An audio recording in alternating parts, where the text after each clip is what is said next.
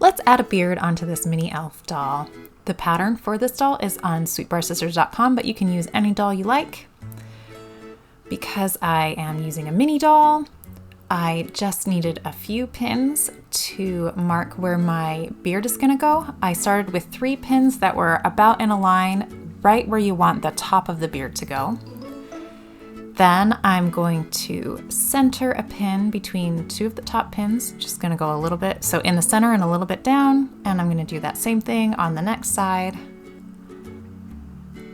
And last of all, I'm just going to do 1 pin right where I want the beard to end on the bottom. So it's a total of 6 pins.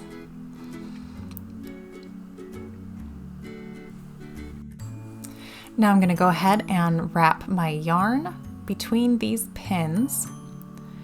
I'm going to weave it kind of just so it'll be below the top 3 pins and above the other 3 pins at first, and I'll just be weaving back and forth. These pins are really just to hold the yarn in place where you want it to go.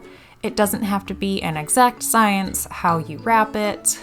I just went back and forth making sure that there were no bald spots on the beard and that it was just as full as I wanted it to be.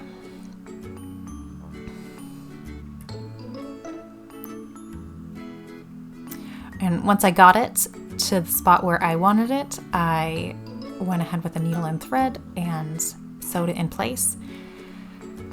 When I sewed the hair, I went through and just sewed each loop of the yarn right where it looped around the pins.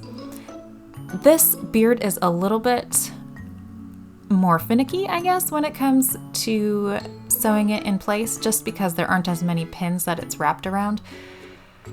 So I went and I tacked it in place by each pin, and then I went through and I just kind of sewed over the yarn to make sure that it would stay in place right where I wanted it, just throughout the whole beard.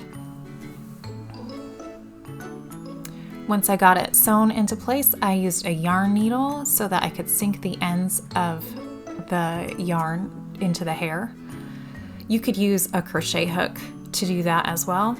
And again, I'm just tacking that yarn in place so it stays right where I want it. And here I am just sinking that yarn on the other side. And that's all there is to it. We've got ourselves a beard.